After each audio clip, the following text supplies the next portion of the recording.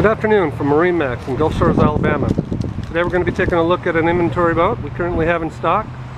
Sea Ray 190 Sport 2019 in the midnight blue with the optional aluminum tower with the integrated bimini top. Also ordered on this boat, stainless steel boarding ladder, the comfy sea deck, optional 150 ski tow bar.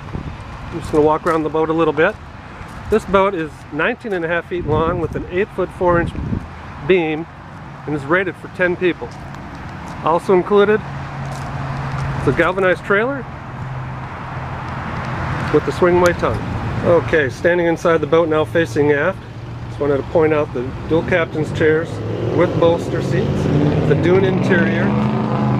Once again, the sea deck facing aft. Just wanted to point out all this storage in the back. Fusion stereo system. Looking towards the helm station here. Tilt wheel. Ordered also with the Simrad Go 5 GPS chart plotter fish finder. At our feet here, you notice ski storage. Storage underneath there as well. And facing the bow. If you have any questions on this boat or any of their other boats here at MarineMax Gulf Shores, please give us a call.